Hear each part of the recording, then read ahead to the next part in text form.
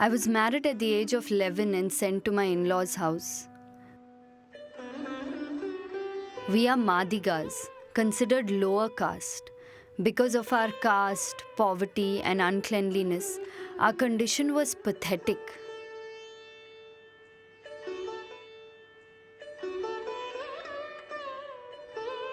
We used to work in higher caste rich farmers' households and fields.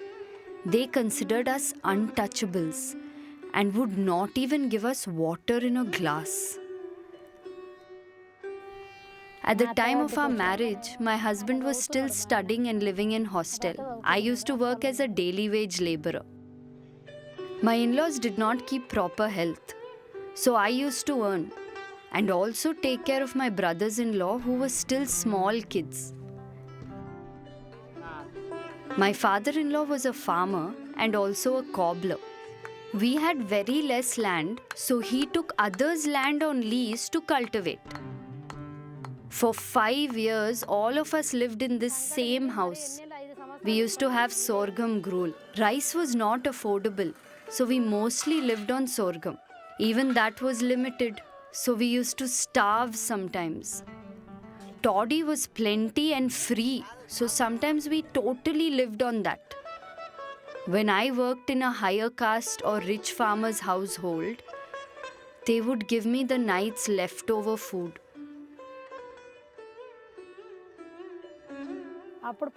Time passed by, and when I was 15, my first daughter was born. My husband got a dealership to run a ration shop. We moved out and built our own house. I was tailoring at home, taking care of my child while my husband was a dealer. I also worked as a laborer for more income.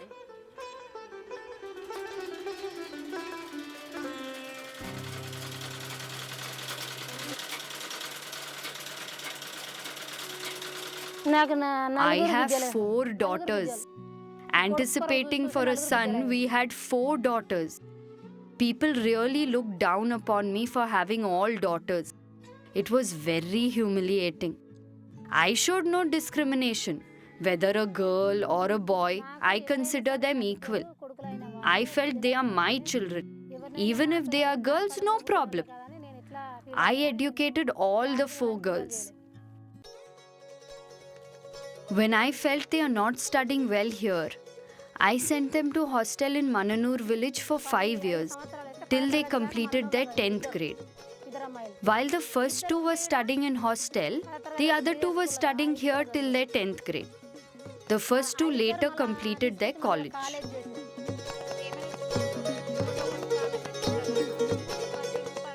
Both my husband and I used to work, so I at least had 2 cents a day. Others did not even have that.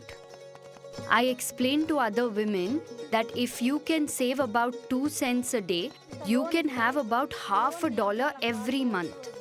With your collective savings every month, you can open a bank account and utilize your savings for all your needs. Looking at the balance in your account, the government will give loan to your group. The loan can be used to buy buffaloes, start a new business, or the money can be utilized as per your needs. So we formed a self-help group with 15 members and started saving 2 cents a day. I used to go to poor households and motivate them to join self-help groups by telling them its advantages. I told them how we can overcome our poverty through this. From 9 groups, we rose to 15 in this village. Nallorpalli, Turkalakunta in this village. We got about $1,200 for our self-help groups as loan. Then we formed the Grama Sangam in this village organization. When the government Velgu project commenced, they saw our work and asked us to join.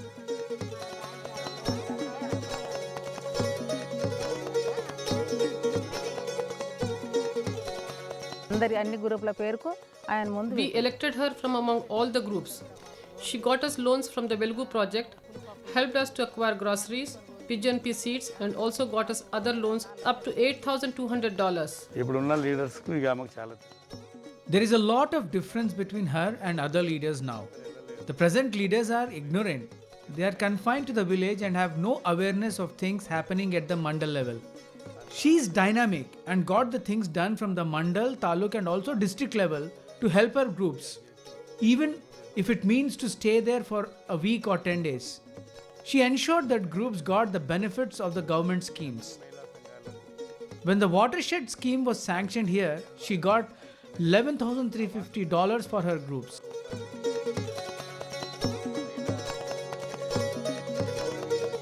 మిగతా మహిళా సంఘాలకు లోన్లు She approached bank managers to get loans for her self-help groups. The women in the groups were financially benefited. Some of them bought buffaloes and others used the loans in various ways to grow and prosper. They were also prompt in paying back.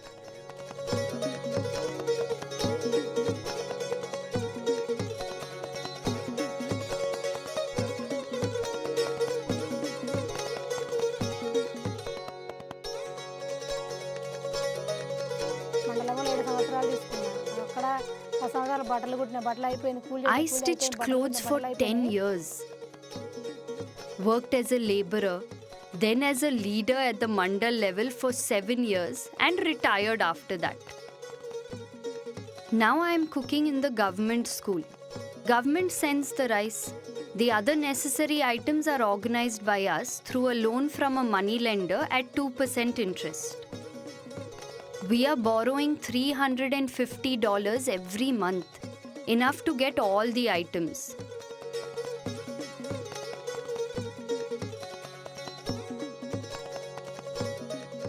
మండలంలో దాన్ని చూసుకొని మళ్ళీ bill చేస్తాం. We make monthly bills of all the items and send it to the mandal office. నేను తెచ్చి పెడతాను. We get the refund of the amount spent and about $15 a month as our salary. మళ్ళీ మా డబ్బులు మాకు ఇచ్చేస్తారు.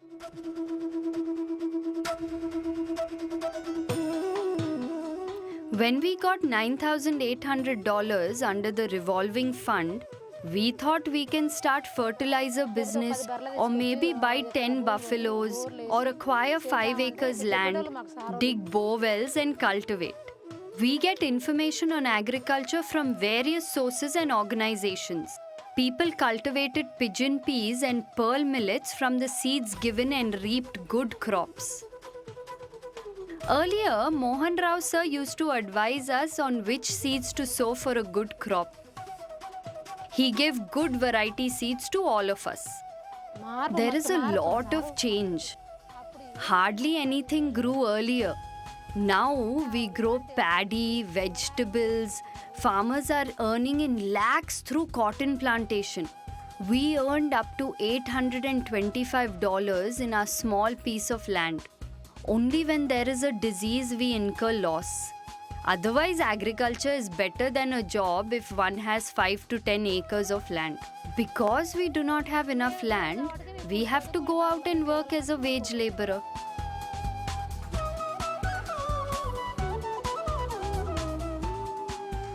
We need food security. Working as a daily wage laborer does not ensure that. With daily wage earnings, we cannot afford full month's groceries. So, through a certain system, we ensure monthly groceries and food security to all. ఎట్లా మార్పు వచ్చిందంటే ఆ డబ్బు చదువుకున్న వాళ్ళు చాలా మంది అయ్యారు. డబ్బులు అవుతున్నాయి. The change was possible when we got better livelihoods, better education, money, and good paddy crops. We ate sorghum only initially because it is cheaper than rice. We would get sorghum as part of our wages also. We continue to grow sorghum for our own consumption and nourishment and also use it as fodder for the cattle. Government subsidized rice to less than 2 cents a kilogram. So we started consuming rice more. Crude habits gave way to refined manners. We learned that pregnant women should be given leafy vegetables. Mother of a newborn should be given eggs and necessary nutrition. I came to know all these at the Anganwadi after my third daughter was born. That was also the time our financial status started improving.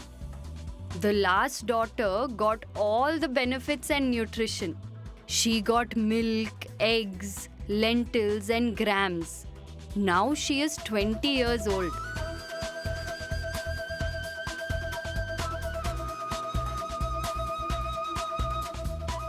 If I have $1,500, I will borrow $1,500 more. Earlier when I had $1,000, I raised 1,000 more. Today I am capable of raising up to $2,000 loan.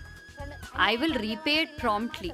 If the situation demands more, I will borrow from the money lender at 2% interest. Only when I have enough, I will plan a marriage. I support my husband equally in repaying all loan amounts. నేను నా తెలివి చొప్పున నేను I did everything relying on my own intelligence. My experience in the self-help groups helped me to assess and select grooms for my daughters. I can recognize a good man. I take my husband and sisters-in-law while selecting, but the final decision is mine. I am the one to take decisions on all issues of marriage and family.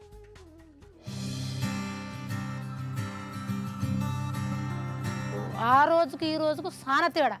There is a lot of difference in my life from the time of my marriage. The change came due to good livelihood, money, cleanliness, and hygienic habits. We got government support through agricultural loans. We got loans through self-help groups for all our needs, including the home loan. We hardly go to the money lender for loans now.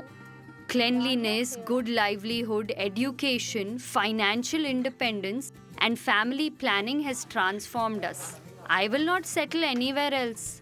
We will not be a burden to our daughters or sons-in-law. We will live our life independently. I feel agriculture is the best option, having buffaloes and being able to cultivate our own land. To maximize our income, we will continue to be in agriculture by growing crops which will give us higher profits.